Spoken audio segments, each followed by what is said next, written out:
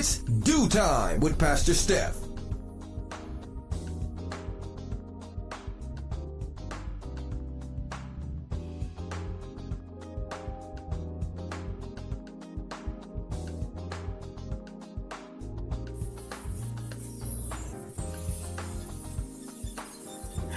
Good morning, and good morning.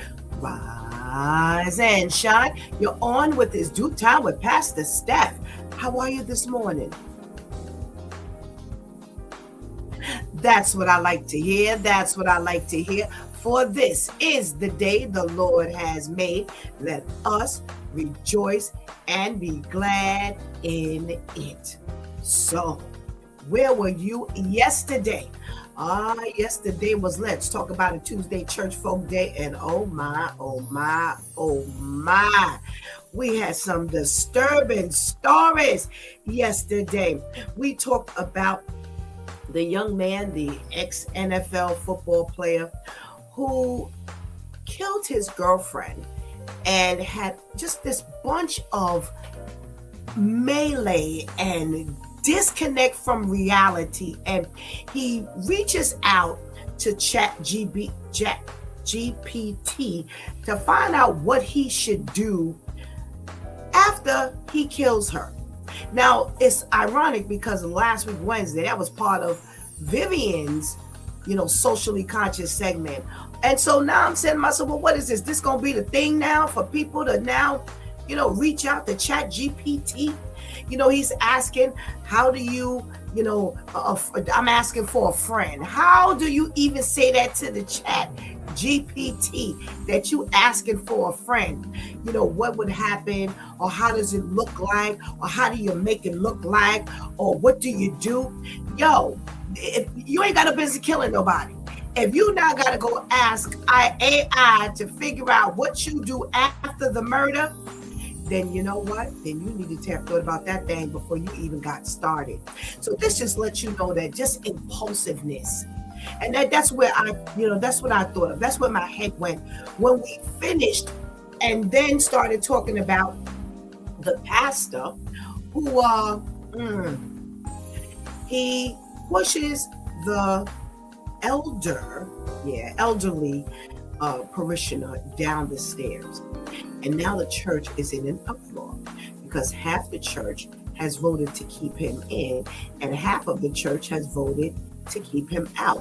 Now, my thing was, from what I saw, I could really tell whether he pushed her or not. But what was disturbing was when she hit the bottom of those steps, he just sat there. He just stood there and looked at her. He didn't even go. I mean, even if a dog goes down the steps and lays there, you're going to run behind the dog and just check to see if the dog is okay. But he did nothing.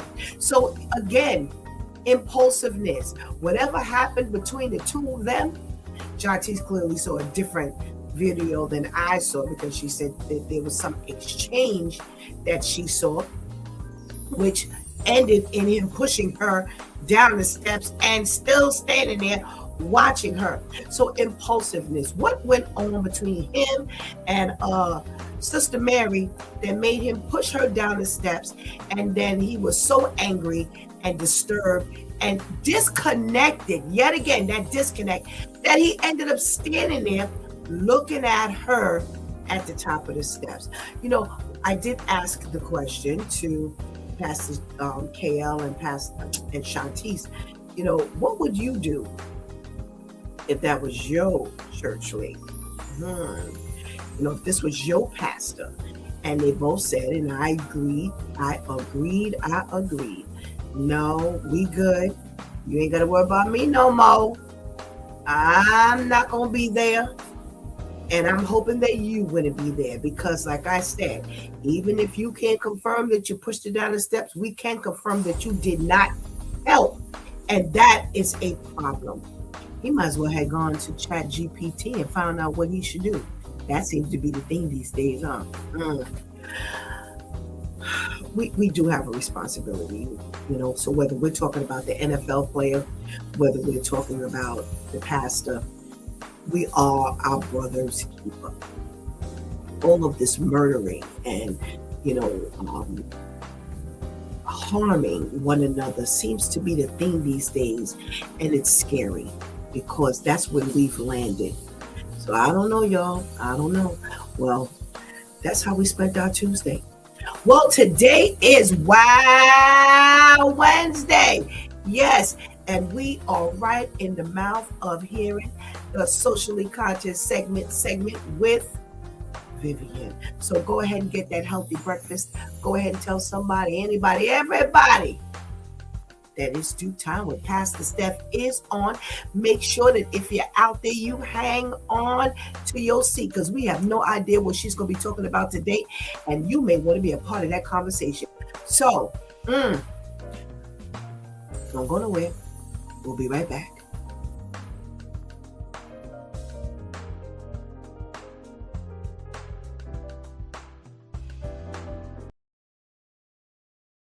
Like you would practice the piano, practice writing, practice whatever, and put yourself around people who are skilled in a physical talent so that you can hone your craft. That's the same thing you do with spiritual gifts. You intentionally put yourself around people who are excellent at it, who are honoring the Holy Spirit as the source of it. I was around people who actually loved Jesus and had integrity.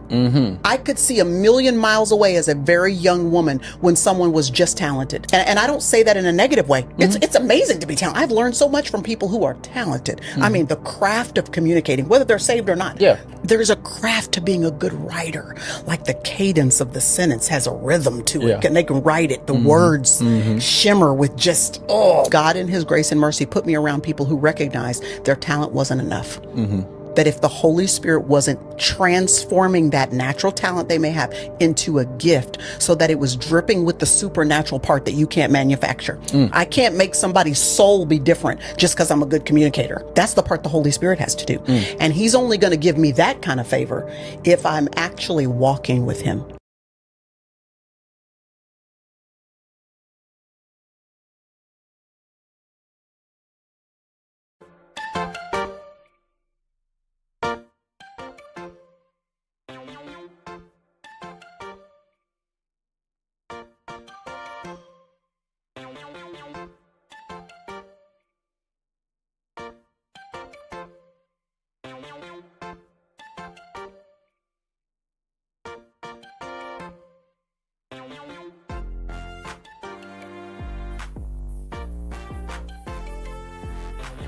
Good morning, and good morning again. Welcome back to It's Due Time with Pastor Steph.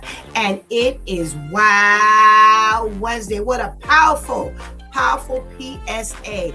Another bullseye, Shantice. Thank you for bringing it to us this morning. Well, we're not going to waste any more time because our girlfriend Vivian has got to hit it and quit it. Let's say good morning. Good morning. Happy Wow Wednesday. How are you, Pastor Steph? You got to do it like I'm doing it. I am well, thank you, Viv. How are you? I'm hanging in there. Excuse me, hanging in there. All right. Terrence says that AI can miss V this time. All right now. All right. So you know what I always like to ask, what you got for us today? All right. Today on Socially Conscious, we are starting off with news out here in New York. Reports are saying that more than 5 million people in New York alone are now considered living in poverty, which is about 1 in every 4 people in the state.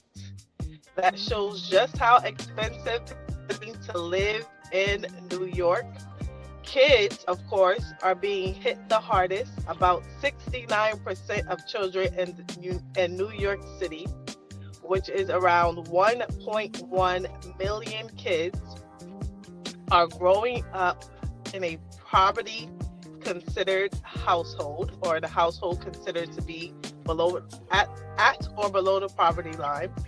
This is one of the highest poverty levels the state has seen in over 10 years. The report says the main issue is that everyday costs like rent, food, and childcare are rising faster than people's paychecks. Because of that, many families are struggling just to cover basic needs.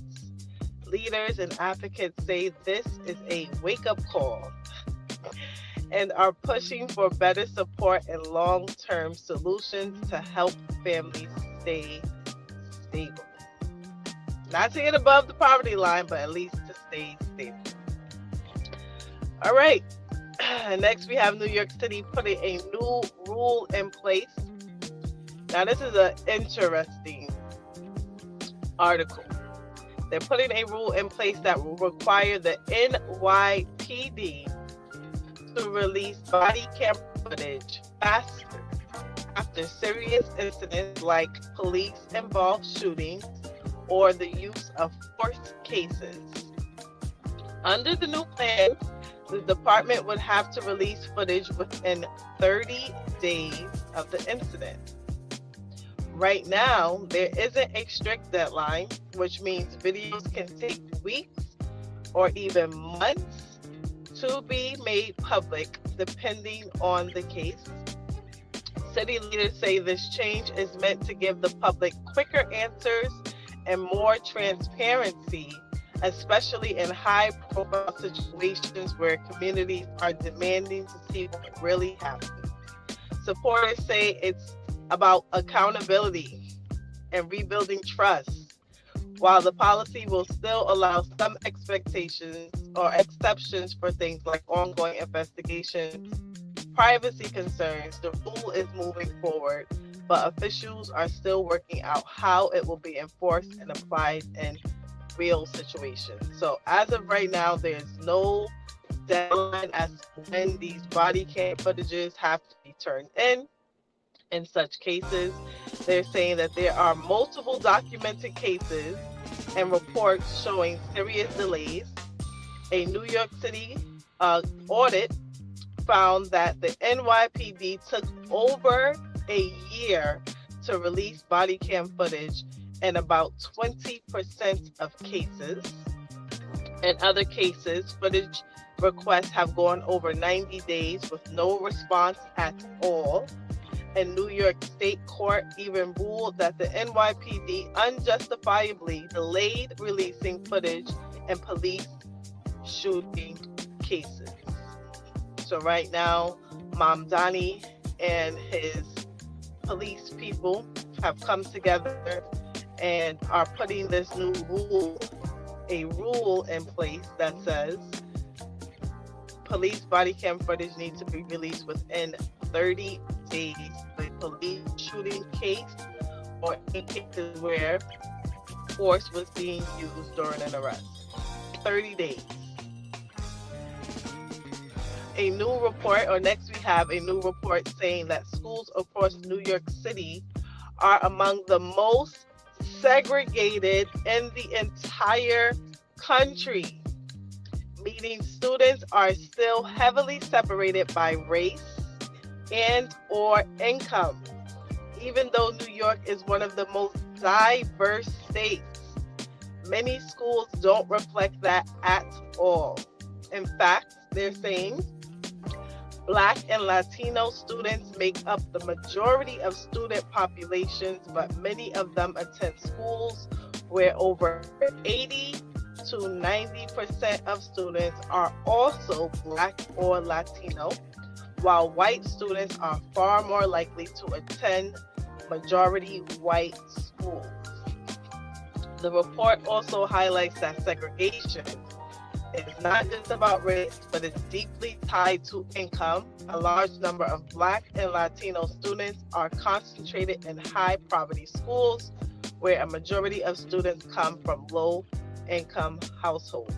These schools often have fewer resources, of course, fewer advanced programs, and fewer opportunities compared to more affluent schools. Meanwhile, white and higher income students are more likely to be in better funded schools with more academic options. What a surprise. They're saying that this is happening because of long-standing factors like housing segregation, school zoning, and selective admissions policies, which continue to separate students even today in 2026. We are the highest segregated schools in the country. That is insane. But now we have our wow story of the week. I came across this story I thought was very interesting. They're saying a hospital out in Florida is now suing a patient who refuses to leave even after being discharged 5 months ago. According to the lawsuit, the patient was medically cleared to go home back in October of 2025, but is staying in the hospital room. Hospitals say they've made several efforts to get her discharged properly, including reaching out to family members, offering transportation, and trying to arrange a safe plan for her to leave, but she has continued to refuse. Now, if you're like me, you're wondering, why don't they just get security to come and take her out? But they're saying hospital officials say the situation is now affecting operations as the patient is taken up a bed that could be used for someone in need of medical care, while also using staff time resources. They're saying legally they cannot physically remove her, they cannot force her out, so they are asking a judge to formally order her removal and, if necessary, allow law enforcement to step in. This case is highlighting a growing issue in hospitals. They're saying that hospitals are facing many patients who are medically cleared but are refusing to leave, creating a strain on capacity and care. And while it may seem like, again, security should just be able to come in and remove her, they're saying it's not that simple.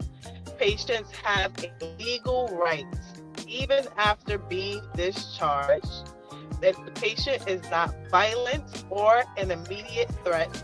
Forcing him or her out could expose the hospital to legal claims like assault or patient abandonment. Hospitals are also required to ensure a safe discharge plan, especially if there are concerns about mental health or housing.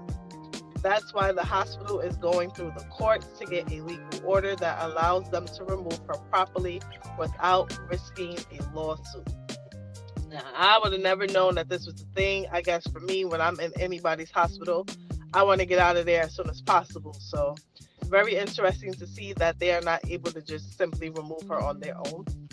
But this has been Vivian with Socially Conscious News, giving you the news that we are following. And remember, if you do have any wild stories you would like to submit, please feel free to direct message me. My username on Facebook is Vivian B. And come back every Wednesday to find out if your story has been chosen. Thank you, as always, to our loyal viewers and listeners. Thank you, Pastor Steph. Thank you, Vivian. Thank you for your contribution into today's episode, and we pray you have a blessed day. All right. You know what? We got to go back and say good morning to all the viewers and listeners out there. You know, I surely miss Vivian joining us on these conversations. As I can only imagine her finding the articles and then not being able to talk about it with us. Well, hopefully she can throw in her 2 cents in the chat room. All right. Well, if you're in the room, make sure you say good morning to Pastor Steph. I want to make sure I say good morning to you. And if you're in the room, you got to let me know. Other than that, I don't know you're in the room. Let's say good morning to Serge. Serge said he purposely logged in early because he wanted to be faster than Miss Kenny. All right. I'm telling on you, Serge. I'm telling on you, Serge. So Serge says, good morning, good morning, good morning. Thank you so much for logging in first, Serge. Go ahead, go ahead. We're going to have to get you a special shirt. All right. Let's say good morning to Miss Ketty. Good morning, good morning, good morning. And we have a check-in from Tori. Good morning, Tori. Thank you so much for joining us. Hope you're still hanging around. We got a check-in from our girl, Lady Tamika. We look forward to seeing you on the other side of the screen. Good morning. We got a check-in from Joy. Good morning. Hi, I am new. I am Joy. And we are joy. We have so much joy to have you. And we hope you're still hanging out so you can take part in this conversation. Thank you so much for hanging out with us today. Hey there, Terrence. Good morning, good morning, good morning. Thank you so much for joining us. We got a check-in from our girl, Teresa. Hey, Teresa, what's going on? Thank you so much for joining us this morning. Miss Grace, if you're out there, we're saying good morning to you. And hopefully you're doing well and you're getting yourself together to get up out of there. So we are thanking God for you this morning. All right. We got to say good morning to the ladies who hold it down for us each and every time we are on. If it weren't for them, there would be no us. Let's say good morning to our girl Shantice. Good morning. And we look forward to hearing from her this morning as well. And we have our girl Anika to say good morning to. Good morning. Thank you so much for joining us this morning and holding it down, helping us hold it down. Well, let's get to chatting, y'all. Ooh, Vivian got some stuff this morning. Wow. I'm saying wow already. Forget this last story. We got some wow stuff at the top of her items. All right. So let's get our Lady Tamika on. Good morning. Good morning. Happy Wow Wednesday. How are you today? I am well, thank you. I am well. You know, I'm just jealous. You come here on this screen, you look like you sitting up in Tahiti somewhere with these summer clothes on. And I'm like, even in my house, I ain't sitting up in here like I'm in Hawaii somewhere. Oh my goodness, it must be nice and toasty in your house, girl. Well, no, it's because I have my own personal summers, and if I don't, the world will know it. Well, you know, I did see you with a fan one day a couple times. I try my best not to make that obvious. You know, sometimes I'll take, a little piece of paper and I'm down here so you don't see it. Those summers come usually during the broadcast. So, oh my. Okay. Well, thank you for clarifying that, because I was about to check the windows and the doors around here. I'm like, I'm in New York just like she is. Oh my, oh my, oh my. All right. Where's our girl Shantice? Let's say good morning to her. Good morning. Good Shantice. Morning. Thank you so much. It's summer all the way around. Yes. I'm looking up like I'm the only one who feel like I need an overcoat. Oh my goodness. Well, if I get chilly, I just put this right here. Right. I got my blanket when the winter comes. I'm good. Oh my. Ladies, Vivian hit us hard with some stuff this morning. Yo, more than 1 million people in New York City are considered living in poverty. That's 1 in every 4 in New York City. That is crazy.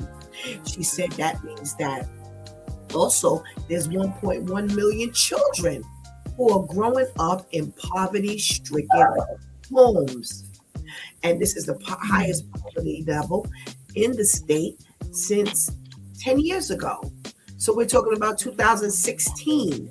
Well, interestingly, back in 2016, we were under a presidency that we are now underneath now. So the math. She said food and childcare and things are, constantly going up. And people can't keep up with it because, the income is not keeping up. And they're trying to find some long-term solutions. Oh, my, Lady Tamika, what we talking about here this morning? This brings us back to that conversation about how they were going to take the money from those that have more and, help us, because middle class is what's footing all the bill. But see what's happening? Child care is ridiculous.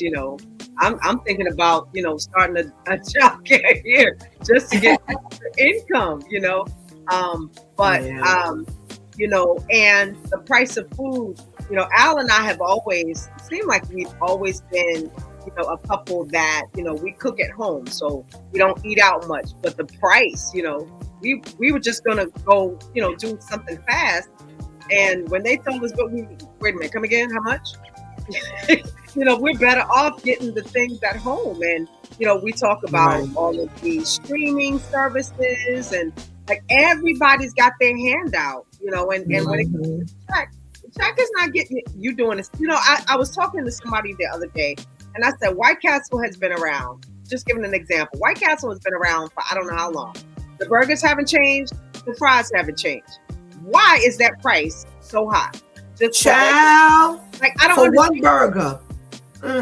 Help me make that make sense. There's so many different things that are the same. They haven't changed the amount. They haven't changed anything but the price. Yeah, that's crazy. That's crazy. Shantice, 1 million people living in New York City are considered living in poverty. Not surprising. The price for everything, the price for the healthy food, the price for the junk food, the price for the fast food, clothing. If you don't know how to shop, if you know how to, make your money stretch, you'll be all right. Even with children. But again, like Lady Tamika just said, just child care alone is like having a mortgage. And most people don't have. I remember growing up. I went to work with my mommy all the time. And I'm sure it ain't because she couldn't afford childcare. But that's not even an option nowadays.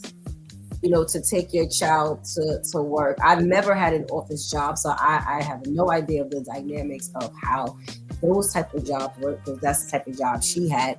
But, with me being in the service industry, the food industry, you definitely can't take your child to work. You work in a restaurant. And there have been some servers who have had, who did that, part of the shift, their child was there and the other parent or whomever will come and pick them up. But that, you can't focus on them. You can't pay attention. You can't, so it's really, it's not surprising, unfortunately. It takes a lot to even make it from day to day in New York, especially New York City. So it's like, and then, we just got the news that they plan on raising minimum wage, but with them doing that, they're going to raise other things. So really, it's not going to come up. It's going to be the same, just like now. Yeah. You mentioned White Castle, and you said the size of the burger hasn't changed, the size of the fries haven't changed. Unfortunately, on the back end, they're eating expensive fees, higher fees as well. Delivery and, yes, the cost of the items and stuff like that. They're eating higher fees as well. And who do they kick it back to? They kick it back to the customer. So, this is where we get hit over the head, with a White Castle's burger. They used to be a nickel. I'm sorry. Yes, I'm dating myself. They used to be a nickel. It is now, almost $3. One same size White Castle burger. So, this here, when it comes to, inflation and increase, we get hit all around. In other words, everybody's getting hit with it, and it's affecting the merchants. We talked about even when, they implemented their fee to go below 60th Street, how all of them either lost money or they had to pay out more money, because now they got to leave and come back, leave and come back, leave and come back. It's like crazy. What is going on? Sir says the only thing that changed is the chemicals that are inside the burgers and fries. Yeah, it's not as it's not the same quality. So you're right, sir. But to think that, I just checked, there are 8.48, at least 8.48 million people in New York City, and 1 million people are living in poverty. For the state of New York and the city of New York, that's a lot of people. It may sound like, oh well, 1 in 8, but no, that's a lot of people. That's a lot of people. So, here we are. This is what we're facing. And what do you do? What do you do? There's nothing you can do. And people are still coming. I look at, what Shantice is saying, with all of this other stuff. You're talking about healthcare. You got to get healthcare. You can't walk around with healthcare. And even if you don't have healthcare, by the time you need a doctor and you pay the price, it's $1 million. Remember the bag of chips in New York used to be 25 cents. Same bag. And now you're paying $1. So much air in your bag. Yeah. By the time you get into chips, oh, it's already finished. Yes. The little puffy cheese doodles, I think it's all a 4 in there. And you like, oh, well, the bag is only this big now. The bag ain't even the same. And then that tiny bag is filled with all the air. Right. So, we're really in a bad way here in New York City, which is why people are leaving New York City, and going, to other states because, they feel like they can make their dollar stretch. But if you don't take New York dollars with you, people, please understand this. If you do not take your New York dollars, for those who have a job that can, function anywhere in the nation, those are the only people that's going to benefit from leaving New York City. Because when you go there, their cost of living is lower, and yet they're going to pay you less. Not only that, don't forget, for the past couple months, we've been talking about the people out there in these states that can't even get jobs. So they're accepting all this abuse and disrespect on the job because jobs ain't so easy to come by. So it's a catch-22 situation. So, with much prayer, this is why I'm going to go here. This is why we need Jesus. Because I'm going to tell you something. I have seen on so many comedy shows, or I've seen some entertainers are interviewed, and they'll say, we didn't even know we were poor. It's just the way we live. Right? We know we were poor. We just our parents my mom just made it work. I didn't know until I got older that that was poor, and that's how God will do you. He's gonna make sure you're not gonna feel poor. You might be a little snug, but you're not gonna be choked out. So try Jesus. Just might make it work for you. All right. There's a New York City rule, another one that makes your head spin, that will require the NYPD to release body cam footage much quicker, which is equivalent to 30 days. The department now has no deadline as to the span of time that it takes that they must release the footage. They're saying that there's some footage that has never been submitted. And they're saying that, major cases have been delayed because the body cam footage has not been released. And of course, what cases are you talking about? You're talking about the cases of any violence, any shooting by the cops, and this makes it look like they're very guilty, they're saying. And they're about to put the pressure on them. Now they're still trying to figure out how they're going to make this, make this happen. But you know what? Make it happen. This is a travesty. Shantice, is it not? What is the point of the body cam if it's not automatically turned in? I asked from a couple of years ago, why isn't this being streamed? Where it's automatically being fed into something that is going to archive the footage at the end of every shift. Why is it just only being recorded? God forbid something happened. You could be dealing with a cop who has integrity. God forbid something happens to where they lose or the body cam gets damaged on their way back to the station. Now, whatever footage they had that's needed is gone. Have it streamed. Stream it. Have someone who sits on the opposite side and that's their job. They ensure that each camera is being streamed. And when they go back, I was just watching the Black and Blue movie last night. What was it called? Black and Blue, Blue and Black, whatever movie called? With Tyrese and the cop who they tried to frame. Oh, yeah. In California, yeah. Yes. Yes. When they finish their shift, they have to go back and put the body cam back on the charger. So have someone sitting on the opposite end who has a timesheet for when it's the end of each shift. And you have to do it at least in doubles because everyone goes out coupled. And when they come back and they put their camera back on the charging port, it sends that signal to whomever is monitoring that virtually. And they just ensure whether they have to hit the archive button or whatever it is. But I don't understand what's the point in you mandating this, but yet it's not mandated for you to turn in the footage. That is just so stupid.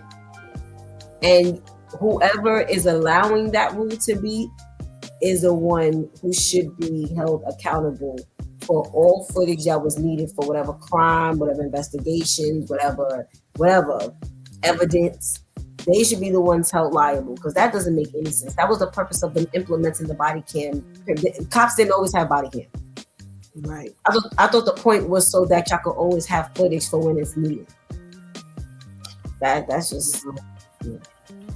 All right, Lady Tamika, what say you? You know, we know that every officer is not, in arrears. But we also know that there are some that are, and the whole concept of a body camera was to be able to show the real truth, the whole truth, and nothing but the truth. We know that there have been many incidents where you go, he was handcuffed. How he shoot himself? Those type of things. And we've seen it. We've seen it on video. You can look at a video itself, even with or without sound, to say, something in your mind, something's not right. And so my thing is, you had the body camera, but you don't have a deadline to have it put in. How does that work? Like, what is the purpose of the body cam? And it's sad that in this day and age, for every dynamic that there is, somebody got to be the babysitter because you're not doing what you're supposed to do. When you come in, morning officer, blah, blah, blah, or good evening officer, blah, blah, blah. Let me have that, that body cam so that I can, charge it and get all the information. Weeks and months and years, we got family members that are still, in court trying to figure out what happened to such and such. They got arrested or they got locked up, and a week later they're dead and nobody seems to know what happened. It's high time that we get that done. Pay somebody, so that can be done, so everybody knows the truth. Absolutely, ladies. I feel like in some cases you can't handle the truth, and that's why they don't, do it. But it's horrible. Let the truth be known. There you go. That's where I'm going immediately. This is all planned. It is. When they first listen, like you both have said, when we didn't have body cam, meaning, and when I say we, I'm talking from those powers that be. Mm-hmm. We don't have body cams. we need to implement body cams because we need to be able to see what happened. You know, they're accusing the officers of doing things, but you know, we put cams in the car, we put cams on their bodies, and we will get those questions answered. But we're not going to mandate a certain amount of time because we want to be able to go through the footage first. All of this is planned. This is why from the inception, there's never been an amount of time, because I can guarantee you that one of the purposes of putting the body cam in is to exonerate the officers. Mm-hmm. How do we exonerate the officers? Because we need to see the footage first. We need to watch what's going on. We need to view, and then we need to get our attorneys in place to see this. And now they're going to tell us how to spin this story when it's turned over to the other side, to the attorneys or to whomever. And we're going to be able to, we know how to handle this thing. This was never intended for the people of New York. Mm-hmm. It was never intended to protect the people of New York. Why? Because just like you both have said, it would have been laid out from the inception. Why? Years after. Shantice, look up when did they implement body cam footage for New York City officers? So all this time, let me tell you why you can't get, why it's such a delay. Not only are y'all watching the footage, but think about all the stuff that has been going on that they want to protect. Yep. Think about all the footage that's on them body cams and all the complaints that have been going on. Mm-hmm. And that's why they're not on top of it, because they can't be. If you gonna sift through every single incident of all the police officers in the city of New York, that means it's gonna take you 5 minutes to do so, because you want to make sure that your lawyers have everything that they need so that they can do whatever they need to do to already be ahead of the game. This is all a scam from the very beginning. Shantice, how long has New York City been with the body cams? Since April of 17, so almost 10 years ago. So 10 years. It's almost been 10 years and y'all still A, behind, and B, there's no time limit. In 10 years, you have not found a need to put a time limit on this thing. Where even when you say that there is some footage that has never been submitted, that don't make you put a time limit on this thing. Nah. This was the setup from the beginning. Wait, they're saying that generally the NYPD retains video recordings for 18 months. No significant incidents are stored longer. You don't get rid of nothing. You don't get rid of anything. I agree with both of y'all. You bring the body cam back in immediately. Why isn't this stuff streamed? We're right here on a streaming service. We're on a streaming service. And they can keep this stuff forever. Anything you ever put on YouTube has stayed forever. That stuff don't go nowhere. If you go back and look, they have things that have been sitting there for 20 years. They have things that's been sitting there for 20 years, but y'all gonna give an 18-month time span? Nah, this has been the setup from the beginning. You should automatically be streaming and locking in anything. Everything goes into an archive. Listen, this is the city of New York. No matter how many incidences we have, you should be able to hold it forever and ever. Amen. It ain't got to be held in no building. Just do what you need to do. Listen, what do? When it's too much, we put it on the flash drive and we move over and we make room. You mean to tell me with all of this technology, y'all can't get this done? Nah, that's because this is all a setup from the beginning, from the very beginning. Yeah. This was never intended for us to know anything. They were trying to hide from the beginning. They wanted to put protective barriers in place, and this was their protective barrier. When they wanted to look good, because New York City was not the first one to come up with the body cams, and we should have had the body cams a lot earlier. And now, in order to look good, they put the body cams in place, but they wanted to protect the police officers, and this is exactly why things are going down the way they are. Period. Point blank, period, dot, and on and on and on. We got Sirs that says 30 days is too long to give video files. Absolutely. Why we gotta wait a month? So there's a shooting on March 8th. We gotta wait till April 8th? Why? Why? Again, set up, y'all. If we're looking at that footage before the shooting, you know that Officer blah blah blah ain't right. Officer blah blah blah done shown you many times, either in his or her demeanor, in the way that they deal with other colleagues, something in, just going out, you harassing somebody and they didn't do anything to you. All of those things are fine. So if you're looking at the body footage, before the shooting, Officer such and such is not right and has not been right. But we'll appease the public by saying the body cams. We'll shut them up by getting the body cams, but we're not going to record anything. Or we lost the footage when families are feuding. Oh, the footage. How is it that the footage disappeared? You chose to save your own behind. Blue saves blue all the time. Yep, all the time. Let me tell y'all something. I have over 1,500 episodes that you can get access to.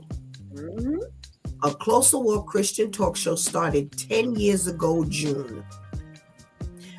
You can have access to every one of the episodes. 10 years. But for the police officers, you can only get 18 months. Y'all need to stop. Y'all need to stop. Just like you said, Tamika, just like you said, Shantice, you need to stop. All right, Vivian says it needs to be a law that they turn it in immediately, not 30 days, 30 minutes. Absolutely, Viv. If you had to use your weapon, you are taken out of service to turn in your body cam and give your written statement. Absolutely. Absolutely. Anika says the blue is always known to protect themselves. The body cam was appeasement, in how they handle it. They had not intention to use it how it was intended. Absolutely. Absolutely. Vivian says, thank God for the cameras on buildings and streets and the unofficial camera people in the public, because that becomes accessible faster than body cams, and those solve cases faster. That's right, Viv. That's right. Nika says, think about the ones that don't even turn the body camera on, and they had to make a rule for that too. Absolutely. And we have an official check-in from Miss Grace. Good morning, Miss Grace. Thank you so much for joining us this morning. Yeah. Everything that y'all done said. Everything. Like I said, 1,500 episodes for Stephanie alone. But y'all can't get this done. There is nowhere in the world, whether you have an incident or not, when you come in, like Shanti said, you put it on the charger, they take that immediately. Somebody takes it immediately, and they go and they do it, whatever. Again, somebody's looking at it immediately. This ain't no, we gonna look at it in 3 days. Somebody looks at it immediately. Come on, all the people in New York City who would love to do something like this, child. And just get them to sign a waiver that says that you can't release what you see. Mm-hmm. That's it. That's it. You have a lot of people with integrity that would just want to do this so that we don't have any problems, so that the cases would be resolved quicker. There does not need to be any waiting period. 30 days. That's what I said. If there's a shooting on April 8th, you got to wait till May 8th. You got till, why?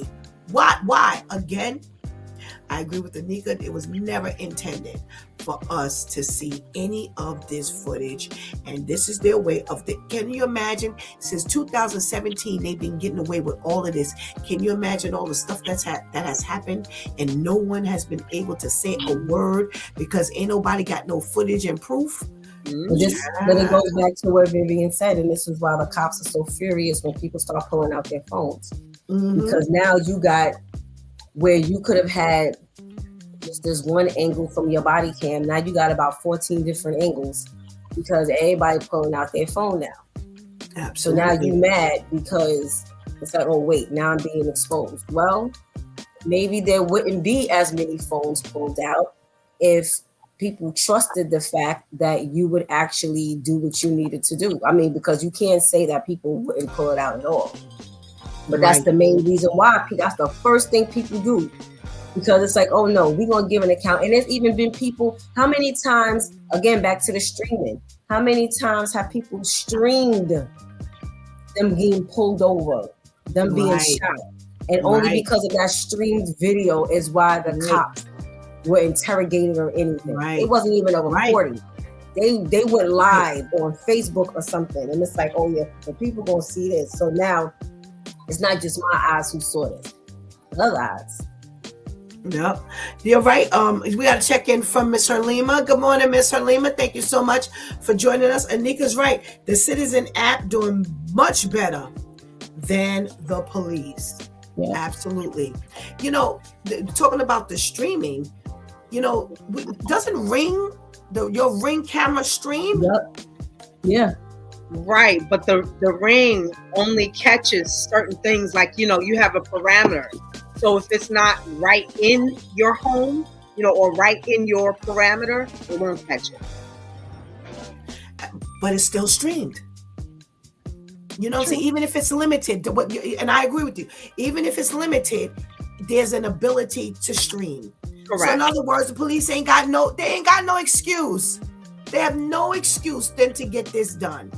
So if they could do that with the little Ring camera, even though there's parameters and limitations, y'all could build on that. There's no reason why at all. We got to check in from Adele. Good morning, Adele. Thank you so much for joining us. We have she says, shaking my head, but true. All righty. Another heavy hitter coming from Vivian today. Schools across New York City are mostly segregated. Wow. So we don't see it as being segregated, but they're saying that by the time the Black and Latinos are only looking at other Blacks and Latinos, and the white population is only looking at the white population, there's indication right there that there is a segregated issue. They say that because Blacks come from low-income households and other issues, that you are now becoming segregated even if it's not your intent. So by byproduct of what we talked about in the beginning segment, this person is intended. I don't know what Jesus doing today, but we have this troll guy who just keeps on coming in with different names. So you know what? Amen. Shout out to God, because somebody's getting stirred this morning. Off the subject, this little sidebar. Based on what Vivian was saying about the poverty level, now that automatically clumps you into segregation, because people who earn more can live in a different arena, live in a different area where they see only their counterparts. Well, it's the same thing with Blacks and Latinos. I don't know, Lady Tamika, what we talk about here? I remember, I was talking to my brother yesterday, believe it or not, just about how things were working and the access that we had. We were one of the children, or one of two children. Our mother found a way to make the resources so that we didn't go to our zone school. We didn't go to, like I've often spoken that I've never been to a public school in my life. I don't know what it's like, and there are other things that I'm not familiar with because, my mother had access. God was able to bless her with certain things, and they fine tune certain things, based on, they make it seem like, oh, well, but there is a divide. There has always been a divide with regard to that. We talk about how we went to a parochial school for high school and, even my lower grades, and with that, I found myself when I got older, or even, as a matter of fact, when I went to my first school, there were like 4 Black students. There were only 4 of them, and we were grouped together, because there were only 4 of us in a whole school of people, and it does not surprise me now that even in this day and age, it hasn't changed much. It's still the same, and, Al he's worked in more than one school. He's worked in a school that was majority white, and you'll find that same, dynamic where there's 3 or 4 Blacks, and then he worked in a school where it's mostly Black. And the ones that were mostly Black lived in areas that were not the best, so it's been over 20 years. We're still dealing with the same thing. Absolutely. Absolutely. Things ain't changed none. Shatice. Not really surprised. I mean, they try to keep each group with each other. And even going back to when I was going to elementary school in the Bronx, it was like that for the most part. It's like you'll have this group mainly going to this school. It's heavy populated in this school, and so on and so forth. So to hear this now it's not really like, like, oh, it's just then now, bringing it to the news. But you always notice that, especially once you started going to high school, and you got to pick and choose which high school you go to. You knew that Thomas Edison mainly had this group. You knew Flushing High School mainly had that group. You knew, so if it's like, if you went to Flushing, you knew primarily the Asians were dominating that high school. So when you saw Blacks, when you saw whites, it was kind of like, oh, okay, because that's the group. So I don't know, it's not really all that shocking. It's just sad that it seems like they're trying to do this, like, intentionally. That's the part that's like, high schools, it's a bit, because again, high school's almost like colleges. You apply to which high school you want to go to. And yeah, the powers that be have to accept, but when you sit and you talk to your peers, like, oh, which high school did you apply to? What high school did you apply to? And because of how they see the population could determine if I want to apply there or not. But for the most part, that's your choice. But this has been going on for years. Okay.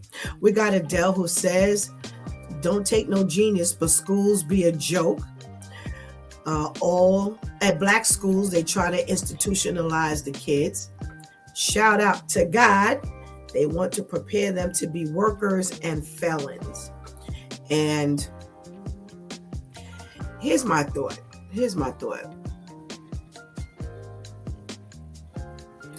You can afford to live where you can afford to live.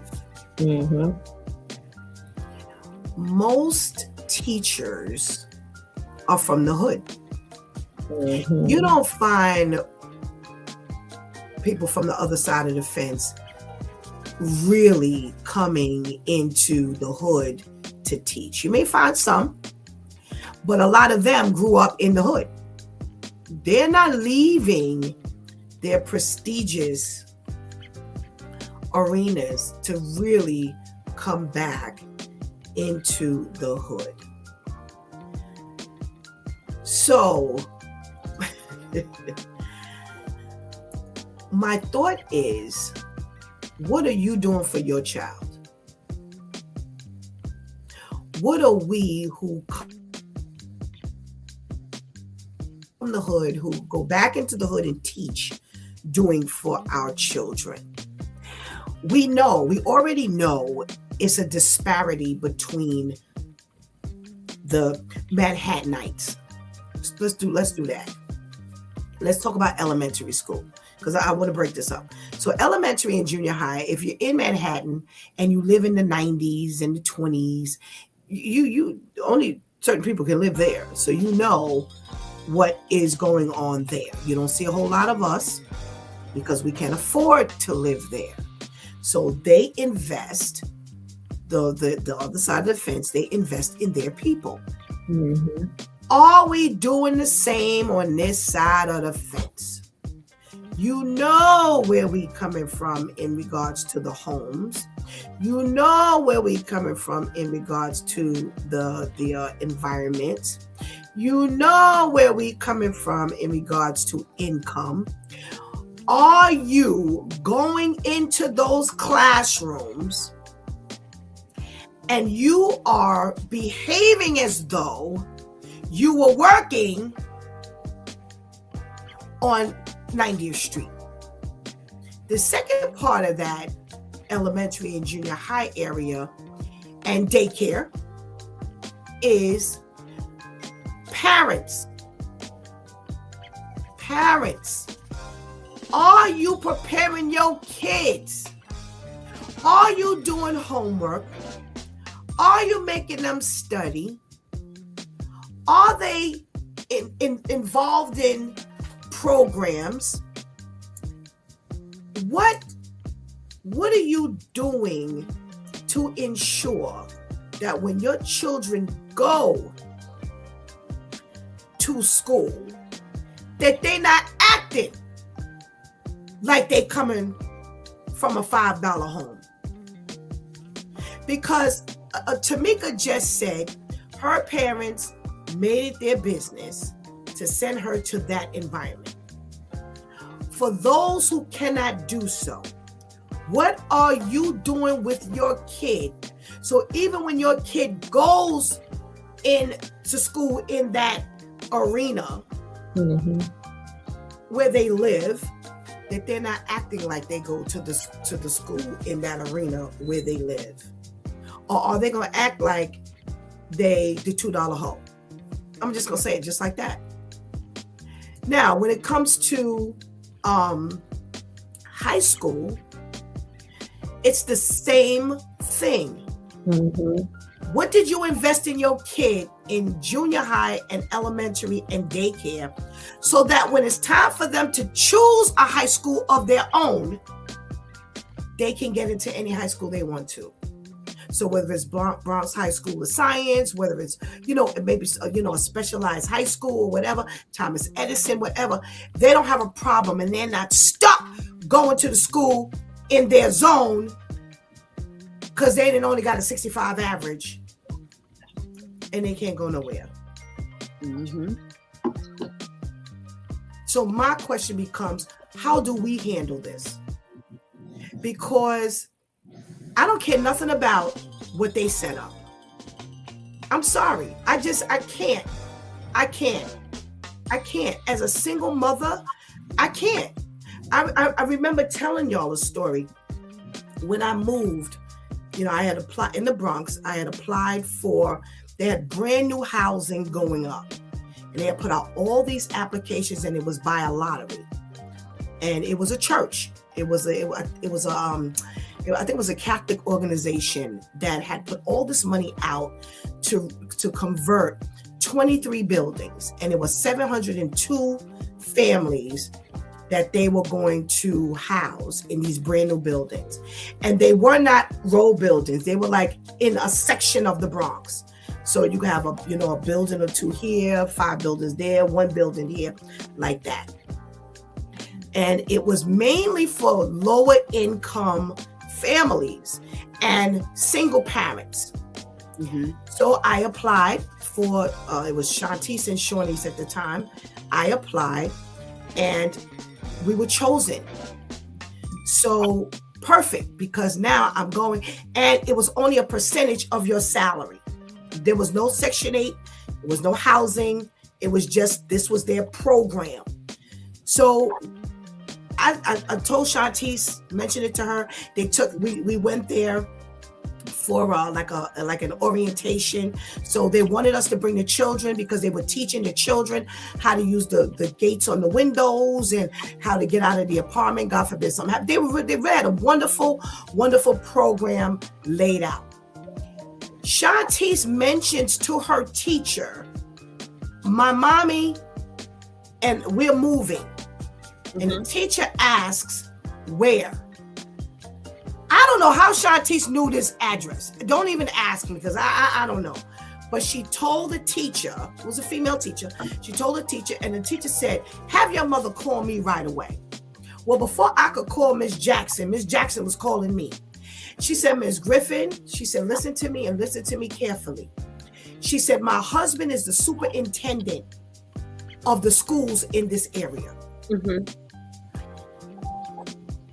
I asked him, what's the rating of the school that was around the corner? Because of course, if I'm moving, I'm going to put her in the school around the corner. Right. Because it was a little distance. It was some distance. It was like on a train. It was like 5 stops on a train, something like that. So she said, I asked him. He told me, absolutely not. Absolutely not. Save your student. She said, so here's what we're asking. My husband he said they're working on building. He had just not that long ago became the superintendent. And that was one of the priority schools because that school was doing so badly that was a high priority school for them to turn it around.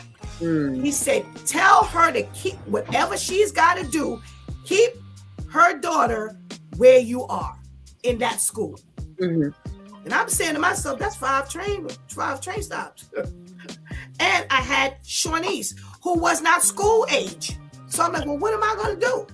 Because they'd already put in and they had given me child care, right where we were going to be living. So I'm like, well, how am I going to do all of this? Single parent. This is why I bring up this issue, what I'm saying to you about. I don't care what anybody else says. What are you willing to do for your child? Yeah. So she said, Ms. Griffin, whatever you need to do, we're telling you. She said, Shantice is doing very well here. She said, my husband is saying this.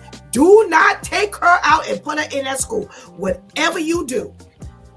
I didn't know about God like I know about God now. But I said, you know what? I guess we're going to get on this train every day. Every single day. We got up. We walked to the child care provider for Shawnice. We got on the train. We went uptown, took Shantice to school. I got back on the train, went downtown to Manhattan, and had to do that in the reverse and have Shawnice picked up by 6 o'clock. That's what I had to do in order to ensure that my daughter got the best school care that she could get. There were times when, thank God for my mother. Oh my God, thank God for my mother, who was like, all right, Steph, I'll help you. I'll go get the kids for you. And she would leave her job, get on the bus, get Shantice. They would walk to the next bus, get on that bus, walk all the way, because that wasn't where the bus was, walk all the way to get Shawnice, and then they would walk, and she would take the girls home. What are you willing to do for your kid? I'm not a super mother. But what I'm saying is, this is on you. This is on you. Tamika's mother and father said, hey, they're not going to no local school. We don't like that school. We're going to put them over here. And they facilitated that. What are you willing to do? What is the rating of your school? Again, when it comes to elementary and junior high, they must go zone-wise. Now it's a little different in junior high because they're now making it like the high schools where they're making, like specialized junior high schools and stuff like that. so you can, what'd you say? I said, thank you, Jesus, because yes. I was just, I thought about my high school at that time was Franklin K. Lane. At that time, they locked a teacher in a closet for 3 days. Why would I go to that school? So I was thanking God that we went to Bishop Loughlin Memorial High School, which I still, will give rave reviews. It's a real good school. You gotta do what you gotta do for your babies. Right. That was East Side High. Right. Yes, it was.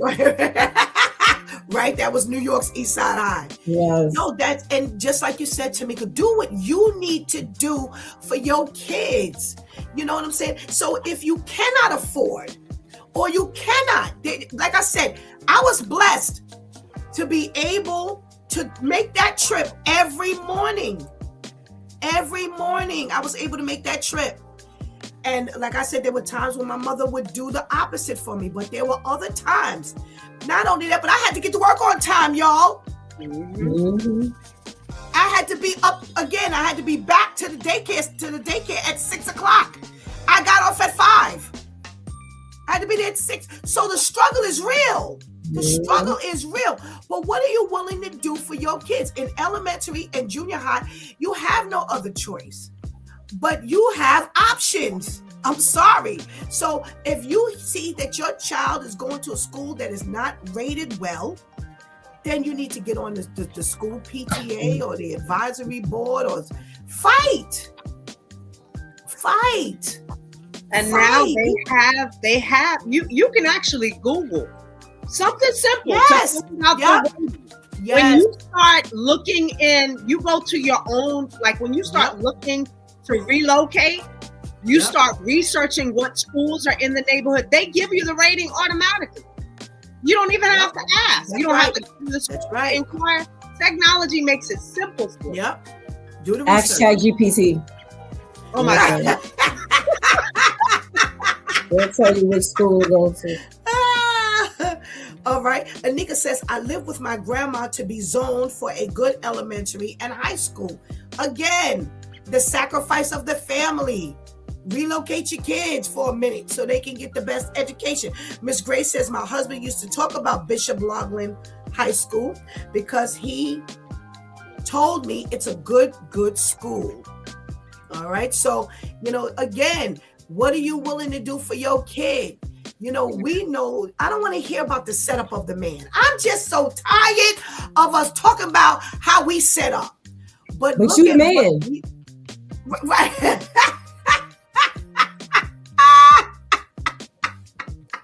You be a man. Yo, then what are we willing to do? What are we doing for us? How are you training your children? So here, let's talk about the times when we hear the kids are cutting up in the school. But you mad because your kid is going to a school that is a low, poorly graded, and your child is helping the poor grade. Again, what are you doing with your kid? Is your kid going up in there and they busting out the school grades and all this kind of stuff? Because I'm sorry, there are too many excuses that are being made for these kids not to get a good education. When I went to school, I wish I would come and tell my mother that, I ain't passed because, the class is distracting. And, there's a class clown and they was in the back with a food fight. Oh, there'd be a fight, all right. Right up in there, 13G, there would be the fight. We didn't have those options. You go to school, you figure it out. You work it out. You have to sit at the teacher's desk. Okay? You better get that work done. Right. Do you do the extra due diligence to speak to the teacher and say, you know what? So-and-so is getting, lower grades and they claim that this is going on, or, what can you give my child for extra credit? No, Pastor Steph, they're not to cut you off, but that is so serious. I can't tell you how many times I've had to speak to children about asking their teachers for help asking their teachers for extra work to take home because they've come and said, oh, I noticed my grade is slipping. Okay, did you tell mommy and or daddy? Yeah. What did they do? Or they either didn't do anything or they said whatever they said. And it's not, and I had to remind them, like, listen, whether your parent is a scholar or a bum, their school career is over. This is about you. You better go to that teacher and tell that teacher that you suck in that subject and you need extra help, because for whatever reason, they don't do really like they used to do when I was in elementary, and they pulled you out of the class to take you to get the extra help in whatever subject. They're not really doing that now. Let's say you're going to have to take initiative, because guess what happens? You told mommy or daddy you needed help. They were either negligent or they did their part or halfway did it. You fail, you getting the beating. So guess what you better do? Regardless of what they did or not, you're going to get the beating because you didn't pass. So you need to learn to speak up for yourself and ask for that help. And that'll teach them to not only do that in that case, but across their lives. Because listen, I need help. Ain't nobody gonna speak up for me the way I'm gonna speak up for me, because I know how much help that I need. But yes, Pastor, to go off that, I had to, because it's sad. Unfortunately, it's not like when y'all were coming up or I was coming up. And parents are actually in these teachers' faces. Listen, what else is there? Like, what else can be done? Are there any more electives? Are there free tutors in the school? After school, forget dance and all that. And after school, if my child is failing, there's no time for dance. And after school, is there extra help after school? Okay. It's like how you in dance and art and all this and after school, but you failing. I don't understand the logic, but no, parents are not really doing that now. So it's really up to those who know what it is to embed it in these kids. You're going to have to learn to speak up for yourself, because unfortunately, the parents don't care enough to do that. Right. But they want to criticize the school. And that's what I'm saying. All I hear is, the man trying to keep us down, and they setting us up for failure. Okay, so now that God has given you that level of knowledge, and you're not oblivious, then what you gonna do about it? All right. So how we gonna make this happen? You have to do. Miss Grace says, I couldn't even act up in school because my mother worked at the same school I went to. She worked for the Board of Education. Lock and loaded, baby. Locked and loaded. That's just torture. Why your mama do that to you? That's all right. She made sure everybody was kept in line. Absolutely. All righty. We have our last item. And this is interesting. So a hospital in Florida is suing a patient who's refusing to leave after being discharged as far back as 2025. So we are in March. We're on the second half of March. So now they can't get somebody out who has been discharged since 2025. They said they've made several attempts and given several options for her to leave safely. They've reached out to the families, all of this kind of stuff. They say it is affecting the hospital. They need the bed. And, it's not that she's, noisy or violent or anything like that, but it's messing with the operation as far as they're concerned of the hospital. They've even gone to they're at the point where they've asked the judge to allow officers to either remove her or if they discharge her somehow, making her discharge. And they're saying they're finding that many patients are now doing this, and it's not that simple to get people up out of there anymore. They have legal rights, and they can't discharge her. They say that, with the mental health issues going on and housing issues going on, that's kind of causing people to, behave differently. Now that it's time to be discharged. Serge says these parents want to come up through their kids, having them do all things to make money. Yeah, you never know. Never know, Serge. Never know. All right, Shantish, you got first dibs on this one. So the poverty level is so high that I now gotta try to live in the hospital.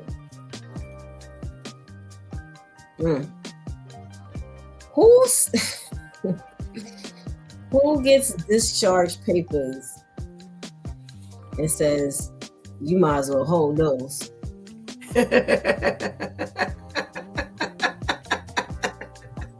I ain't leaving. Why does she put? Only she can put these things in these ways to me. So that's what they said. They knew when when they heard, oh, you can go home tomorrow, that they weren't going nowhere. So they sat and waited and let them do all this paperwork. But sometimes, and I never understood that. I'm like, if you told me I'm going home tomorrow, why is it taking you all day today to get these papers together? Like, I don't. Why? That just never made sense to me. But I never worked in the hospital. I don't know. But you knew yesterday that today was coming, God spares. And you told me yesterday I was going home today. So you let them take all day today, drawing these papers up to then look at them and take it. And when they keep passing this room, they see you in there chilling with the remote, asking for more apple juice. What is the problem? Who wants to stay in the, I was watching something the other day, or I don't remember if I was watching something or I saw someone comment on something. They were saying people die more from what they said, like they don't die from what they went into the hospital with. They die from what's going on in the hospital, meaning because all the illnesses and everything. That's that's what gets people. That's why they try to discharge you quickly because they're right. For something you didn't come in here for. Right. So for people like me, where almost my nose have to almost be falling off for me to go to the emergency room. Because the second I walk in here, okay, I'm better. Thank you. I'm going home. I'm going home. No. I'm not, now I know the hospital's for the sick, but why are all these sick people up in here? No. That's me. I don't understand. Why would you want to stay there? It has to have something to do with the fact that the poverty level is just too high, that you don't want to now deal with the outside of the hospital. Because outside the hospital, you now got to buy food. You got to pay for streaming services. You got to do all that in the hospital. If you want a TV, you got to pay for it. But it's just so much easier, I guess, to stay in the hospital. That's some mentally challenged thing, like the situation going on there. So now they gotta go to court, like this is COVID, and you don't want to pay your rent, or someone went on vacation and came home and you squatting in their apartment. Like, what is up? So there's no consideration for the fact that I know what it is to sit and watch my mother. Oh my goodness, my grandmother be in the emergency part of the hospital for days because there were no beds available. And they needed a bed. Not they want to stay there. They need, because I've been planning on how to break them out of here, but they have to stay. And because there are no beds, they're in the emergency room part where there's only a curtain this thick separating them from the other people coughing. And because now you want to just chill here, there are people who are downstairs who actually need not only that, you get a certain type of care when you're in a room versus when you're in the emergency room. I don't care how good the nurses are. The volume is just too high a lot of times for the nurses to tend to the way that they would even want to, in the way that you would need. That is just selfish and remedial on so many levels. They should have to pay one hefty fine after this is settled, because this is just bogus. Lady Tamika, they can't get you up out the hospital. Now they sitting up in court litigating how to get you up out of there. We just said that there's a poverty level that's increasing. We have had issues with people coming into your home. You go away for a family vacation, you come back, you got a whole household of people that weren't there when you left. Now, in New York, there was a ruling about basements. You couldn't rent out your basement. Now there's an opening to be able to rent out your basement. This just happened within a couple of days. Then they also stated that they would, if you had a home with a backyard, they would create something similar to a pod for somebody to live in your backyard. Now, why would I be surprised that in addition to all of these things, now they're squatting in the hospital? You imagine you working, you doing what you need to do for your people that need help. And here is whomever, she said, they don't want their Jell-O. I'll take that. You can bring that here. There's nothing wrong with you. You're not sick. Maybe you had a cough or whatever. They took care of your needs. Now you got 6 and 7 people in the hallway in their beds because they can't find a room. And you sitting there, can you turn that channel for me? Can I have another blanket? I'm a little chilly. There is nothing wrong with you, ma'am. Please find yourself with all of the different openings that there are. You don't have a friend. Obviously, she might have been that lady that moved in with the best friend and got kicked out. She was working she's living in the hospital. And I understand the responsibility of the hospital. If someone has a need, you're supposed to take care of it. But they did their job. They had one job, to service her, to aid her. Now you got to give her better. Yeah, but now you got people bringing you Jell-O and turning the remote and folding your blanket, turning your bed down. For what? There's nothing wrong with you, and you're trying to live in this place. It doesn't make sense. Doesn't make sense. And of course, you don't care about anybody else because my needs are being taken care of. And wouldn't you be concerned? All of the different things. The doctors go into this room and that room, and there's nothing wrong with you now. How do you know that when they come from one place to another and touch you, that you're not going to be infected with something? Wouldn't that be more concerning? That's just me. Okay, so I'm envisioning this. As Shanti said, my mother used to be in the emergency room for days. I've had to wait for quite some time to leave the crowded emergency room where the people couldn't even move in order to get a bed upstairs. And to me, this is easily remedied. You can't put them out the hospital. That's fine. How about you put them downstairs with all the other sick people? Because if you're in the emergency room, you have to service us, right? Why you can't swap places? Why you can't swap places? They in the bed. Move the bed. Roll the bed. That's how they get us from the emergency room. We don't walk. They roll us in the bed. So all you need to do is unlock the bed, have the transporter swap places, find a place where they are not outside, where somebody will be coming through every once in a while, because it's hell in the emergency room. Ain't no, man, just the busyness of the emergency room make you sick. Forget about the coughing. If I didn't hear one cough, just the busyness. And for me, if I'm there, I'm sick. I don't go there unless I'm sick. You got it. Sick. There's no way in the world they want to stay after that. Of course, I would want to stay if, like you said, Tamika, maybe I was the one who got put out.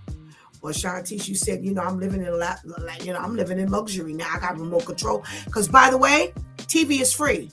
And like when your grandmother was there, TV is free. Well, that's why they stay there. This is what I'm saying. TV's free. Phone is free. Right. You got it, man. For nothing. Right. So that's like being in jail, but with your own TV. That's you don't have to pay for lights, water. That's right. Gas, that's right. TV, phone. Yep. So I don't see the big deal. If they don't want to leave, don't make their conditions so enjoyable. Right. You just swap out the people who need to come from downstairs. You take them downstairs and you put them in their own wing. And you come through every once in a while and you check on them. You give them their meds. Because you don't want to make them sick all over again. You give them meds. And you give them peanut butter and jelly sandwiches and tuna fish. Ain't no Jello. They get dead serious. Change the schematics. Change the schematics. That's what you gotta do. I don't understand the dilemma. You tell me. Now I'm still going to petition for you to get up out of here. But I promise you, since this is the thing to do, we're gonna create a wing just for you and your people. People like you. I'm gonna clear out this area over here, and that's where you're gonna be. And I'm not putting no TV up in there because I'm gonna tell you something. When you're down in the emergency room, you ain't got no TV. You got no TV. Even if you're lucky enough to end up in like an individual room, because sometimes you'll end up like in a single room. There ain't no TV there. You looking at the 4 white walls. That's it. Because you don't need no heart monitor if you there and you well and you ready to be discharged. Your heart is fine. So we ain't got to check. We come through every once in a while, check your vitals.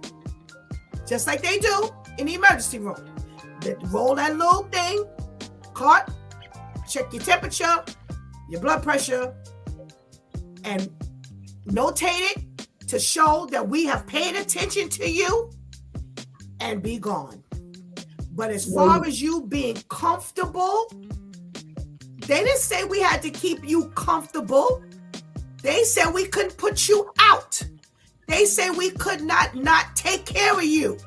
We taking care of you because when you're in the ER, you're getting the bare care until you get upstairs. So, but you need Jesus when you're looking forward to the hospital food. That really goes to show what you don't have to look forward to on the outside. On the outside. You're not gonna make I'm at the point you're not gonna make everybody else's life miserable. Mm-hmm.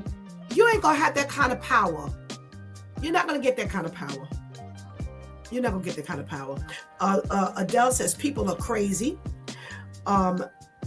Vivian says, no, that's not a concern. If you get me sick, I'm in the right place. She says she'd rather risk it than be out in the cold wondering where her next meal is coming from. It makes sense to me. That's fine. I'm not mad. We can't get rid of you. We're going to give you the bare necessities. There's your wing. Ain't nothing but you and well people. You got to worry about getting sick. You and all the well people who ain't got nowhere to go, who's going to insist you stay because you worried about what you're going to do when you get out in the cold. And you, no. Because let me tell you something. I done been in the hospital for a week and they couldn't feed me. So guess what? They ain't got to feed you either. So you get the one juice that you get that dry bagel that you get, man, we're going to make you comfortable, but we ain't going to give you luxury. You're going to be sick of that. And if you don't, it's okay, because we ain't got to have a whole bunch of people servicing you. Again, when you're there, they come around periodically in the ER to service you. So guess what? They're going to come around periodically to service you too. I really don't see the dilemma here. Miss Grace says those types of patients need a psych referral. Well, that's what they're mentioning. Vivian said that, with all the mental health issues and, homelessness, that this is what they're doing. And I'm saying, I don't think this is a big dilemma. Because here's the thing. Pay attention. Let's say for argument's sake, we didn't transfer you to the U wing, right? And now you get mad and you want to cause havoc. Tell me what happens when you cause havoc in the emergency room. Don't they call it police? They got to put you out. That's right. Oh, bingo! See, come on. All I'm waiting for you to do is to get so frustrated that you're going to go smack down an IV pole. You done. You're done. As I said, this ain't no rocket science for Stephanie. Yeah. You mad? You say, okay, you know what? Y'all don't want, I haven't seen anybody. Y'all won't give me a TV. I'll just pull somebody's IV cord out. Okay, go ahead. Because automatic security is, listen, I don't know where you are mentally. No, I know. You got to be twisted mentally to want to stay in the hospital. I don't even care if you don't have a place to live. I'm sorry. I'd have been in the hospital. And that ain't a place I want to stay.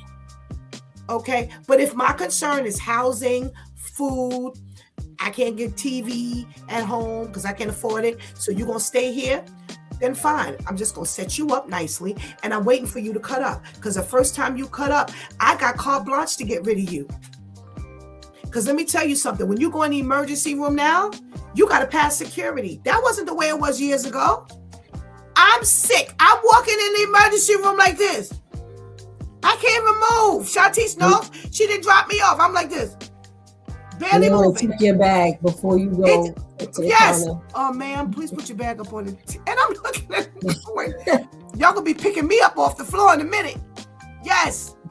So it ain't, you can't, in other words, once you get them out, they cannot get back in. Mm-hmm. So that's what I'm saying. I'm sorry. Y'all ain't thinking. Hire me. I'll help y'all. I'll help y'all. What are they hiring you for? Helping me to strategize to get to deal with this problem. Y'all gotta go to court. This is a whole court case. Well, this already tell you who's running the hospitals. This is why this side of the fence couldn't own no hospital, because that would have been. Imagine someone on this side of the fence owning a hospital, and I'm getting a phone call at 9 p.m. I done just walked in the house, and you calling me, Ms. Washington, we have a patient that we are discharged, and they still don't want to go. I'm like, well, how many hours has this been? Hours. It's been about 5 months. Well, you're fired for calling me with this. Okay, now I gotta go back to the hospital, and I'm gonna get them out myself. Cause see, now the whole ride to the hospital, I got all the scenarios going in my mind, and I'm like, I hope they do put up a fight. I don't need no cops, but I already got my cousins doing security, and now I gotta call. And so like this just wouldn't make it to no court. It'll make the news. It'll make the news, but it ain't gotta make it to no court. Not to get you out. No, not to get you out. This is just crazy. To answer your question, before we go, Shantice, when you're being discharged, there's something that they're doing differently now. When they give you the paper to discharge, you can say whether you feel you're ready to be discharged. You have to sign. So you can refuse to sign and say, no, I don't feel like I'm well enough to be discharged. This is how y'all end up in these dilemmas.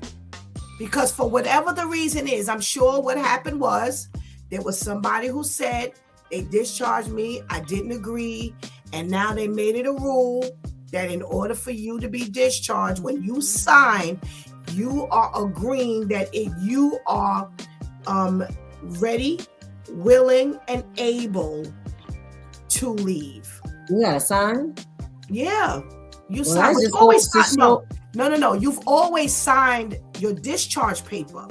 But now they've implemented, do you feel you're ready to be discharged? And on the paper, on the back of the paper, they say you can appeal your decision. Their decision. Well, I don't remember nothing about signing. That just goes to show how quick I run up out of there when they say we ain't find nothing. I don't need no paper. What I need the paper for? And they've had to tell me, well, First be done. Miss, you have to wait for the why. Can I wait outside? I don't want to be in here. It's just too much. Unfortunately, that's so. When you open up doors like this, and like I said, I can easily see. I could easily see how they ended up, where they're explaining this to you and they're asking you if, you are, oh, wait, we got a nice suggestion here. A nice suggestion. All right, here. They said you all need to suggest that idea of swapping bed locations to the hospital administrators. Oh, yes. Oh, you better believe they be getting up out of there real quick. Oh, yeah, that's a good idea. That's a good idea. But yeah, that's the new thing. That's the new thing where, you have to agree that, I feel like I'm ready to be discharged. And if you do not feel like you're ready to be discharged, you can appeal their decision. So I'm sure you're appealing their decision from the inside, because you're not going to leave and then, fight. You're appealing it from the inside. And this kind of gives you that segue of kind of staying there longer than the average person. What you described, Shantice, is the average person. Nobody wants to stay there on an average once you're well enough to get up out of there. You like, now what time are we leaving? Like you said, hey, remember me? You told me 3:00 this morning I was leaving. It's 8:00 now. So, boy, Vivian can sure bring it. Ladies, thank you so much for your contribution into today's conversation. And we pray you have a blessed day. Thank you too. Have a good day. How we end up here?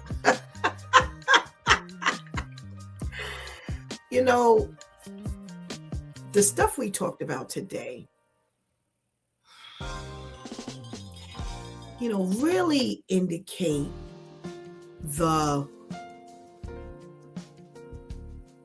just where we are in this world, where we are in life. You've got that they now have to sign a law that says you must turn the body cam in, within 30 days. That person could die. Either the officer or the person involved or the people involved. Somebody could be dead in 30 days. And to the point of you need to tell them they have to turn it in, period. Because as Vivian reported, there are times when they didn't even get the footage at all.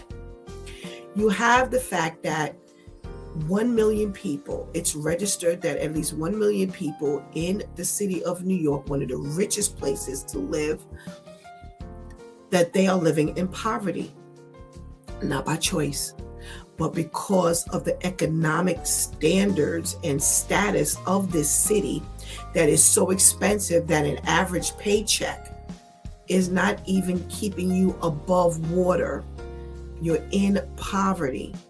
You have the other story where the schools are segregated, not by choice, but by choice. Not by choice, but again, by economic status. If I did have money, I wouldn't be living here. I'm living based on what I can afford. And unfortunately, my counterparts are not really my counterparts, because economically they can do better, which means that they can live in a different a location with a different group of people. And now we're segregated. Now, some people would say that this is intentional. And maybe it is. Maybe it is. Maybe it is. But here's the thing. If we were not put in tight situations, could we see God? Ooh. If everything was the way it was supposed to be, would we need God? If people are walking around here, now listen, check this out. 1 million people, it has been declared that 1 million people, at least 1 million people are living in poverty. And this 1 million people don't think they need God. Oh my God. 1 million people. You have 1 million people who are living in the evidence in the evidence that they need God, but they don't want God. So if God allowed everything to go well, you think people be looking for God? If 1 million people are living in poverty and they're like, okay, you know what?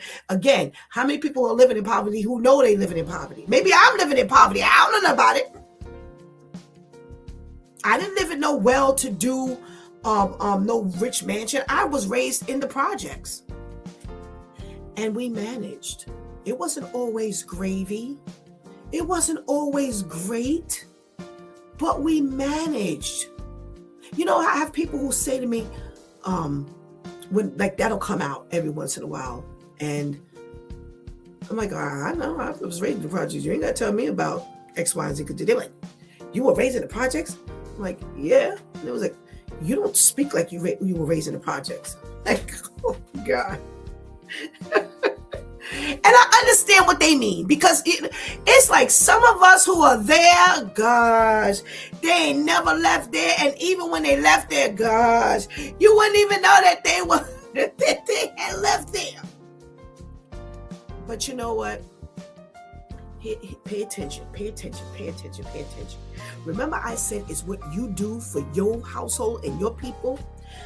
I was raised in a 2-parent home, but I had an extended family who was like my home.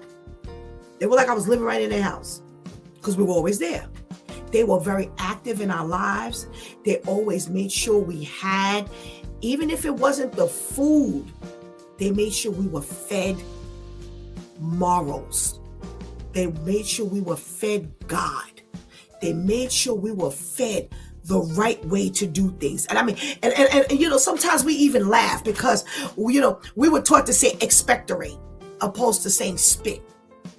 You know, we were taught to say other things that didn't depict, we didn't know better. It didn't depict we were living in poverty. So when I spoke, that's probably why people can't detect that I was raised in the projects, because I wasn't spoken to like that. Not only did my grandmother, gosh, always spoke as though, even for the pulpit, always spoke as though you in college somewhere.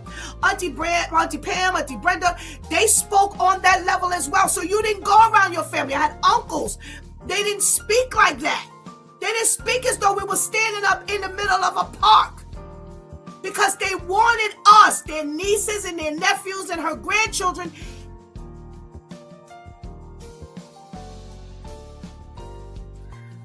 They wanted to make sure that we got the best. That was their concern. They didn't care about where we lived. They didn't care whether you didn't make $100 versus making $5. They invested in us. And you don't even realize what that means. I don't care nothing about the school system in that manner. If you are unhappy with your school system, then go and fight. But while you're fighting, stop pushing the tablet in front of your child. Stop telling your child that they can just kind of go into some mental health moment and do nothing. Don't help them become lazy. Give them the chores. Give them incentive. Help them understand. I don't care where we live. You don't have to be a product of where you live. You know, this is why I said, I'm telling you, the sacrifice I made, it wasn't easy. I thank God that I wasn't sick back then, because I would have never been able to accomplish that with my girls. But I don't take no credit for that, because I was taught, invest in your children. I was taught that.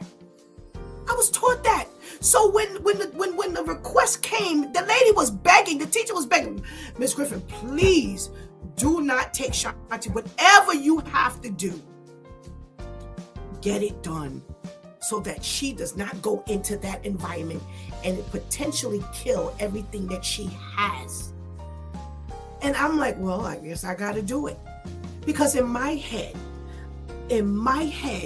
all I knew was invest in your children. You make the sacrifice. You brought them here. You brought them here. So now invest in them. Now, I'm going to bring them here, but now I'm doing the best I can as a parent, right? And this is all I can afford. I can't afford to send my kid down to 90th Street. I can only afford to send my child to a zone school. I'm doing the best that I can. I'm working. I'm putting food in the house. I'm doing whatever I got to do to get the bills paid. But that's where it stops. Oh, well, however the school goes, you know, I send them to school from 8 to 3:30 or whatever. And then, you know, whatever they learn, they learn. I'll come home. I'll check no homework. I come home. I'll ask them how the day's going or what happened at school today. I don't invest after that. I don't invest.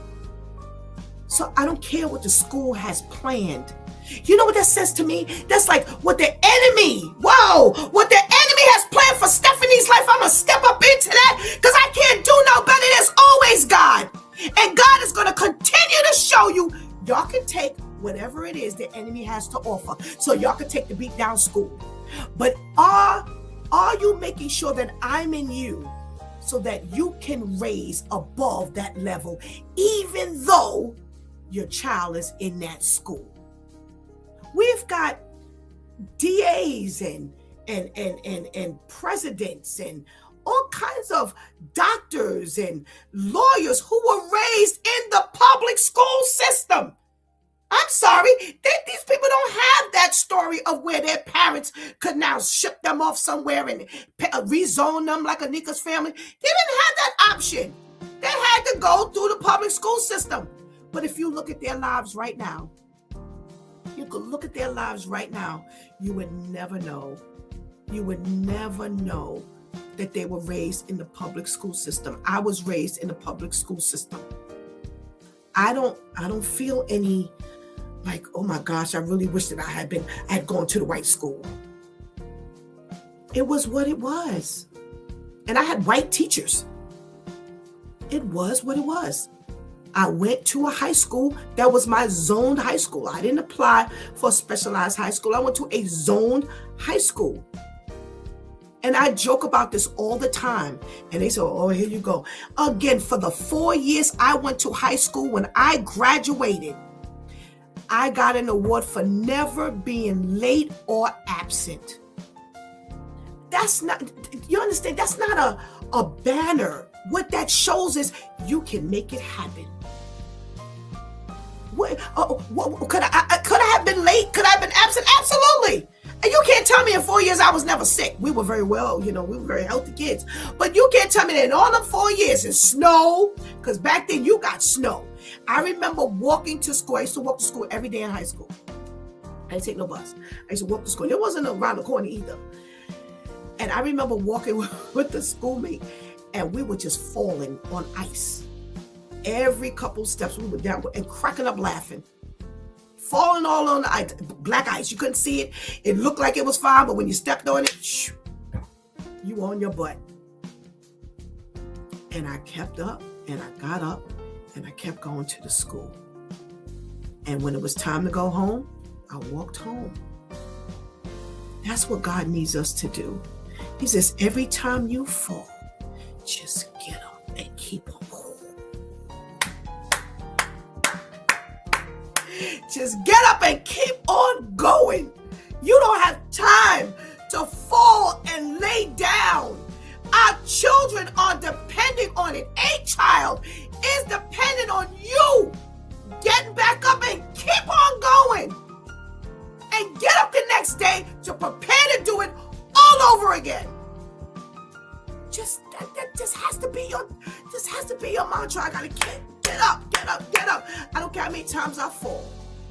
Get up and keep on going. Don't let nothing stop you. I don't care nothing about no school and how they set us up for failure and how the teachers aren't what they used to be. Fine. Then you invest in your child.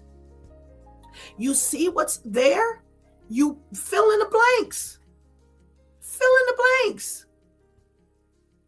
Simple, plain and simple as that. You fill in the blanks. But if you send them into this world equipped to be strong and courageous and not fall and give up. always, when I got sick, my youngest girl she was about maybe 9. And one of the things I was so grateful to God for, and like I said, I didn't know God like I know God now, was that I always invested in the girls where, God forbid, He closed my eyes, they were prepared. They can move on. And I think we're just robbing our children. We're robbing them of that today. These kids don't know how to function. They don't know how to make it. Because God is nowhere in the equation.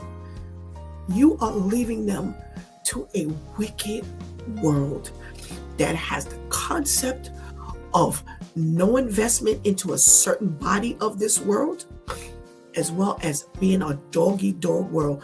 You make it as you can. And I always tell parents, you got to prepare your kids for, if God close your eyes, they can make it. Because here's the problem. I've watched people raise children where family, God forbid something happened to you, family would take them, but family ain't gonna let them live the way they used to live with you. They ain't got no job. They ain't got no get up and go. They sleep till 12, 1 o'clock in the afternoon. Where you think? I had 3 girls that worked. When it was time for them to work, they got out and they went to work. And I told you that I was blessed enough to have one that just kept going to school, just kept going back to school, just kept going back to school. But they were active. They were productive. Now, God forbid something happened to a family member where they don't do nothing. Y'all didn't let them just lay up, live, and just parlay. And now I'm saying I got room for them. If not, I'll make room for them. Because I'm not going to see them live in the street or with strangers. But when you get up in my house now, there's this shock because you got to do something. You got to now go out and work, or you got to go to school, or you got to go do something. And they have not been prepared for life without you. I went to a funeral. We were at the repast, and we were talking to a woman who, I don't even know how we got on this subject. Oh, we were talking about where we live. And she said, I used to live here, but we moved away. And they loved where they lived. Her and her husband, they were empty nesters. They relocated. They were having an enjoyable time in their life. And she said, we moved back here. So I said, well, what made you move back? She said, my daughter was in a fatal car crash. And we had to take care of our grandchildren. So we moved back. Now, they could have picked up the grandchildren and taken them to where they were, right? But I guess, they're thinking all their friends here, their little lives are here. They probably had moved into like a little community of older people and things like that. Them kids wouldn't have been enjoyed. They had already lost their mom. So they made the sacrifice to move back. And I said to myself, we just don't know. And I asked her, I said, how old were the girls? Because they were girls, I think it were 3 girls. And I said, how old were the girls? And they were young. They were young. I think she said the oldest was like 12 or 11, something like that. And I said, wow, we just don't know. We got all our plans laid out. I'm sure she was raising her girls and they had all kinds of plans, what she was going to do and how she was looking forward to grandchildren and watching her children grow up and become productive, citizens and possibly graduate college and get married and have families. And the oldest was about 12 years old, the average of like 12. We don't know, y'all. We don't know. We don't know. And because we don't know, we have to be prepared. Because we don't know. Get up and do something. Get up and keep on going. But I'm going to tell you something. You can continue to fall and get up and keep on going. But are you going to be spinning your wheels like a hamster? or spinning on a wheel like the hamster? Or am I going to incorporate God, make him the head of my life, and make sure that when I get up and I'm going to keep on going, that I'm going with some substance, that I'm going with some support, that I'm going with some backup, because people that don't know God can get up and keep on going and they can be successful. But I always say, sprinkle a little Jesus on that thing. You think you're successful. What would your life with God as the head? What would it be? What could it be? So listen, we've heard that we live here in New York City. We heard that we might be living in poverty. We heard that the body cams, the police officers can do what they want to do. They ain't got to be held accountable to nothing because nobody know what they did. We done heard that the schools might be segregating our kids. What we gonna do? We can't change any of that. If we are doing the best that we can't change any of that. I can't change the segregation of the school. I cannot change that I might be living in poverty. I cannot change what they're doing in the police office. I can't change it. But I know I can choose God. And God can change what's going on in the police department. God can change.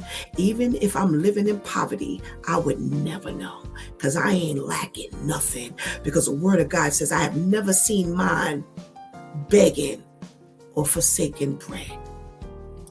I can still survive in a school that's segregating, but God says I'm in the head and I'm not the tail. He says I'm above, but I'm not beneath. I'm in the front. I'm ahead. I'm rich in houses and land because my Father is rich in houses and land. So even though I can't do it, I serve a God that can. And you're looking right now at a person that I don't doubt God for 1 minute. I don't doubt God for 1 minute. I want you to have that same level of confidence. The only way you can have that confidence is if you make Jesus your personal Savior. Try him today. You've been watching It's Due Time with Pastor Steph. Join us Monday through Friday from 7 a.m. to 9 a.m. where we discuss matters of the heart, mind, and spirit. As you go through your day, be sure to set your mind on things that are above, not on things that are on the earth. They will only serve as a distraction. Remember, prayer changes things. It's Pastor Steph signing off, and I want to thank my Due Time crew, the ladies, for always coming through big time. Thank you for hanging out with us and helping us keep that chat room alive. Miss Grace, you must be doing real well. You was up in the chat room today. Whoa, giving God the glory. All right, please do not miss this opportunity to choose Christ as your personal Savior right now. Please do not miss this opportunity, even if you've chosen Christ as your personal Savior, but please do not miss this opportunity to grow closer, strengthen that relationship with him, because later is not promised to any of us. And you don't want God to close your eyes and you two French fries short of a Happy Meal. That might work against you. Until tomorrow, God spares, where it's Therapeutic Thursday. Until then, I love you.